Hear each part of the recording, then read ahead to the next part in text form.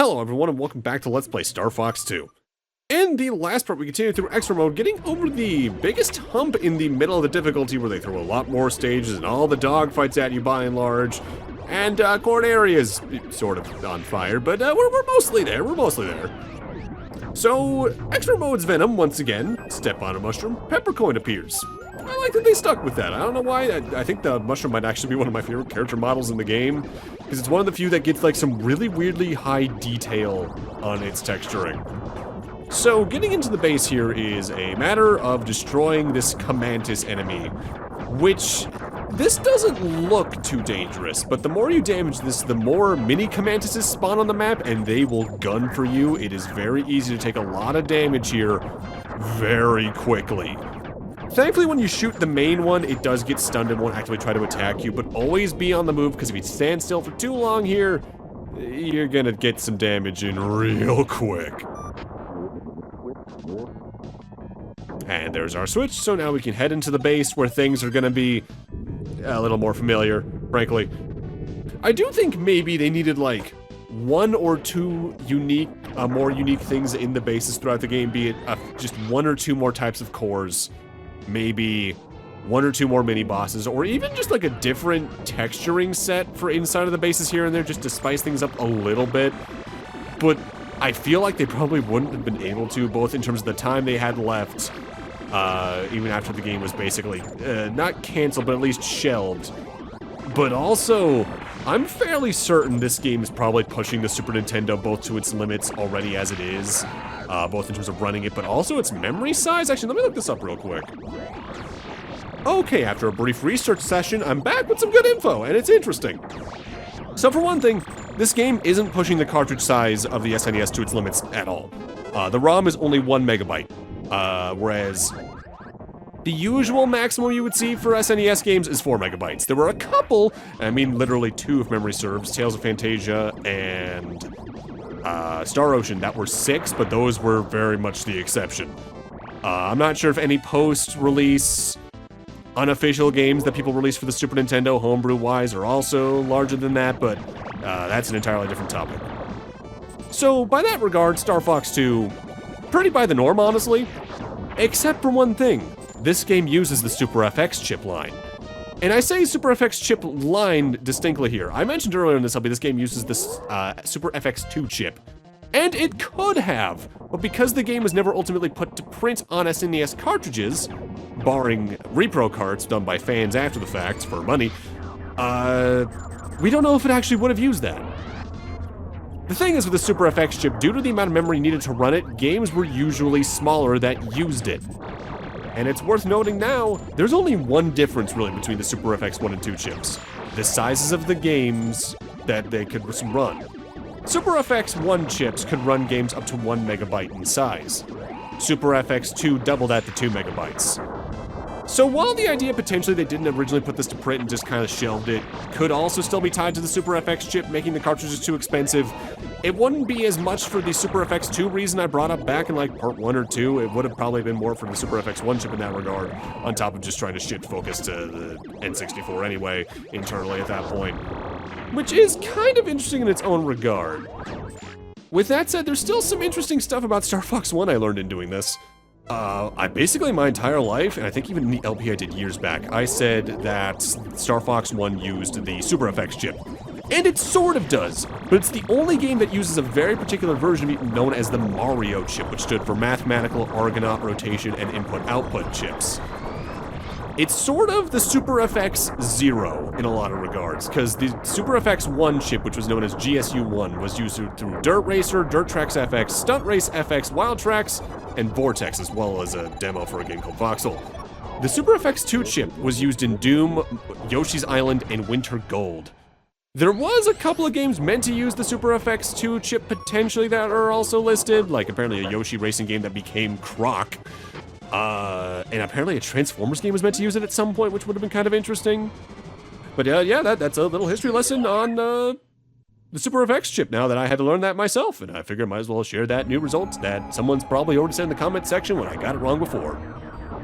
Oh well. Though when doing that research, I learned there's a lot more specialty chips for the Super Nintendo carts than I thought there were. To my knowledge, I only knew about the Super FX chip and the CX4 chip. I know there's actually like 12 specialty chips that were sometimes only used by maybe even 1 or 2 games each.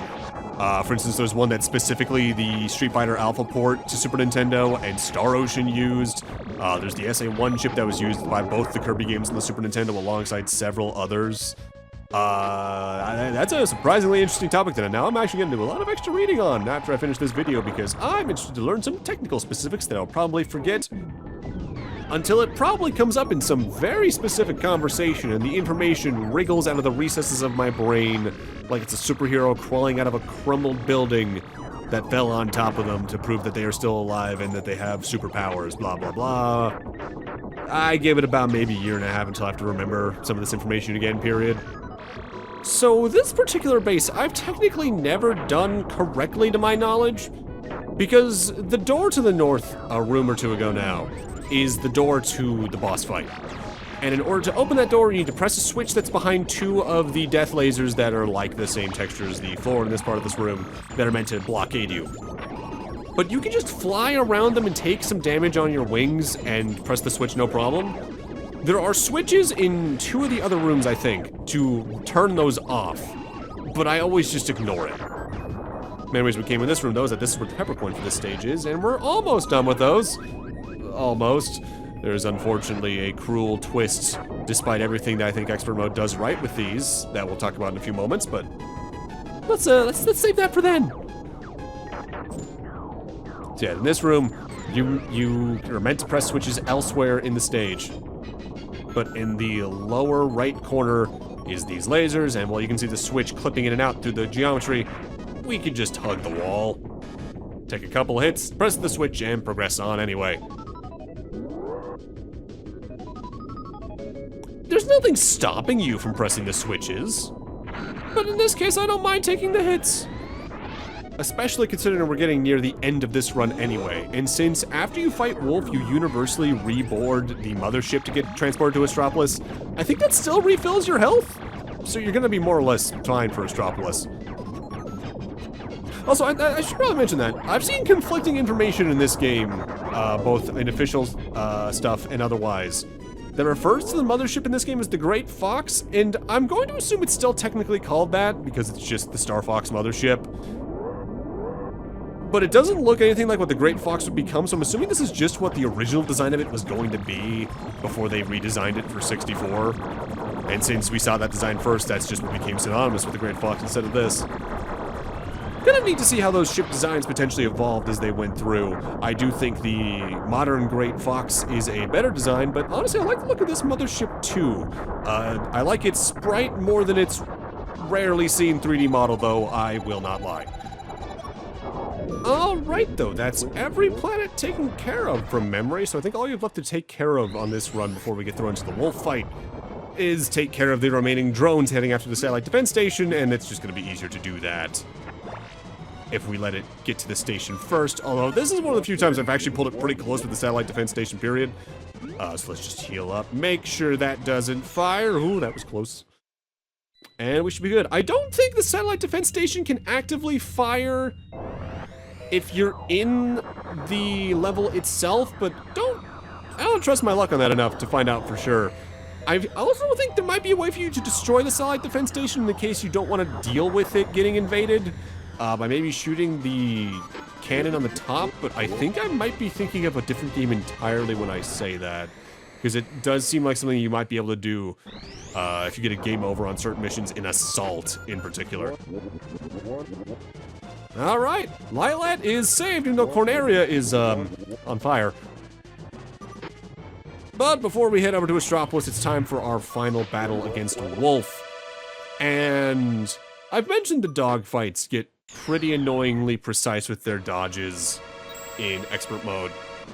And since this is the only one I'm showing at full speed, because I only show Wolf at full speed, this is a good indication of what I mean when it comes to how precise they are at potentially dodging your shots and how close you have to cut, potentially hitting yourself against them to do damage to them. Dogfights do not feel great in expert mode at all. In a way that's understandable given the limited stuff they have to deal with here tech-wise to begin with. It's ambitious beyond belief what they try to do with this game, and there's a lot the game honestly does pull off with that ambition, but every now and then on higher difficulties, you get to see the cracks, and I think Expert Mode unfortunately does showcase those the most. It does make me wonder though, had this game originally released when it was supposed to, in like 95, 96, would it have been super popular? I think, even considering that Star Fox 1 was a critical and commercial success, I think it would have at least sold well. But there's a part of me that just looks at how, especially game journalists were in the 90s, and looking at how they were talking about the PlayStation 1 versus other stuff in retrospect. I think they would have thought this was neat, but just underwhelming, despite it being incredible for what they're doing on the Super Nintendo. And due to that, I just find myself honestly agreeing with the choice they made to ultimately finish the game but shelve it for now, and just going into working on the next game on the N64 instead. Because this game has a big legacy now due to being teased in magazines and people knowing it existed for so long. The early versions leaking even helped with that. So an official release on like the Super Nintendo Mini or Nintendo Switch Online, like that has historical interest because then it's like, oh, here's this thing that didn't come out. But if you compare that to what the legacy of Star Fox 64 was for the series on the whole, I really do think they probably made the right choice. Which is sad, because I think this game is really neat. It's just that I think historically, it wouldn't have done as much probably as 64 did. It does kind of remind me of some of my white whales though, because I always like when early game prototypes come out. Like I am one of the people that really hopes maybe someday we'll find the White City version of Mega Man X1. Even though I think that may have just been a mock-up to an extent as well. But what I really want to see is if someone can ever find the mostly finished version of Final Fantasy IV that was going to be on the Famicom rather than the Super Nintendo. I think that would be incredibly interesting to see if we can ever find that. Alright though, on to our final run of Astropolis, although it's not our final run of Astropolis. The stage itself, once again, isn't that changed. There's a few more hazards here and there and some enemies in more rooms. But the biggest change is going to be in the boss fight, again. The annoying thing is, they still split the pepper coin so that there's one on each of the two branching paths. Meaning you need to play through the entire difficulty twice to get them all. And I get why. For one thing, they probably have one on each pathway so that you always find one no matter what. So you can be like, ooh, I went the right way and I got something for it, cool. But also, you're meant to comb all over the level design anyway to get them all. It's one of those cases where trying to get 100% and knowing where they all are is frustrating. It's a very specific kind of, I'm not gonna say despair or dread, I guess just tiredness that's kind of like, alright, through all that again, great. That in a way always reminds me of a very specific chain of rooms in Crateria in Super Metroid. For those who know, you'll know what I'm talking about, but for those who don't, there's a chain of rooms in Super Metroid that is a giant gauntlet of acid that saps your HP. At the end of it is a couple of power-ups, but there's a jump between some crumble blocks that if you land correctly, you get 2 missile tanks in a row. But if you mess up the jump, you can only get one of them, and you have to go through it all again to get the second one. And it's that same level of, great, I have to go through that again. And I always try to make sure I don't mess up that jump, because when I do, it is dreadful. Different levels of dread, though, between this and that, just a similar feeling, because playing Expert Mode is still fun. It's just that the time investment on top of the fact it's just this one medal on this difficulty you have to do this for, if you know where they all are, that's a different kind of annoyance. Also, something I don't think I've mentioned yet, because we're seeing an orange version of them right now. Something you see very often in Expert Mode are essentially wrecking balls that are blue that have silver spikes around them, and they'll just move around. The levers like this actively use some of them as a counterweight, but they're orange, and you don't need to worry about them nearly as much. Yeah, there's our last pepper coin. If you've collected everyone we have throughout the LP, you should now have 52.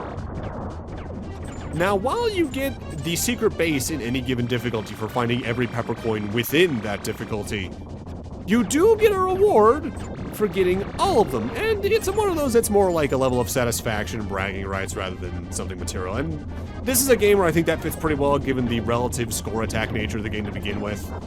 There is still one more thing we haven't talked about yet that I'm not going to be showing off that I'll talk about more during the credits, because we're coming up on us flipping back to the main intersection, so it's time for our third and final bout against Andross in this particular entry.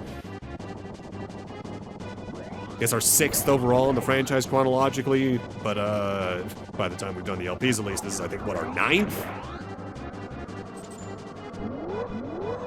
Alright, so phase 1, pretty much the same. So you've made it this far. I've been waiting for you.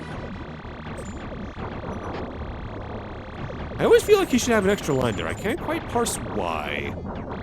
Yeah, we still got the 4 sections you need to destroy on this core. They fire at you. I think they might fire you more regularly on higher difficulties again, but as long as you embrace the good old circle strafe, this phase isn't much to write home about. Same with phase 2, where we need to destroy the inner core before we get to the all-range mode boss fight. I swear I remember this phase actively having an attack, but I genuinely think I might have been wrong about that.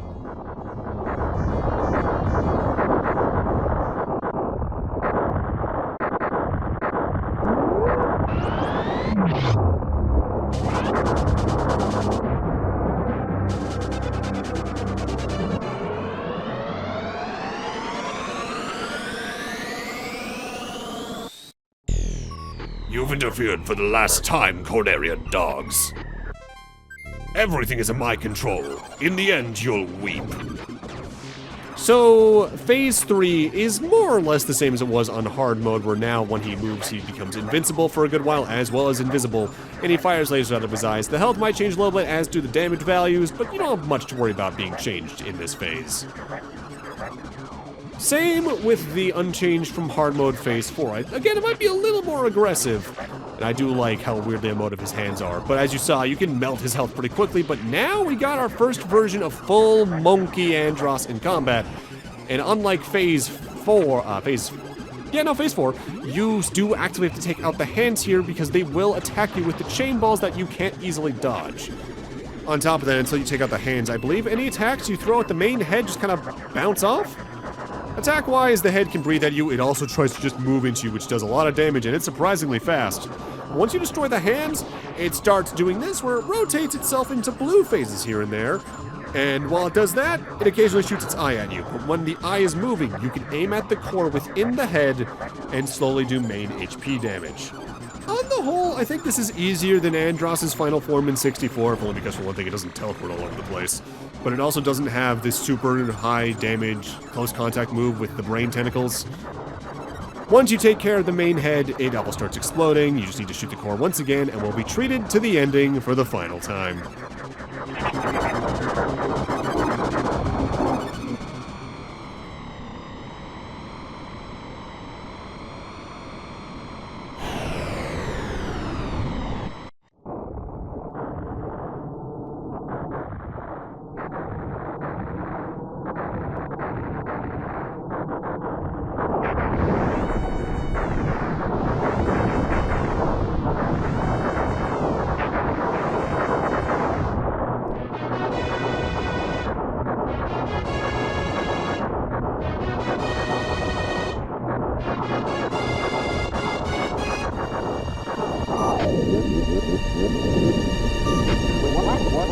What?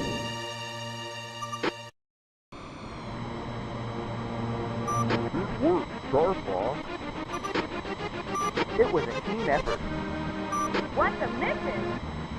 Adios, Andross. Let's head back to Corneria.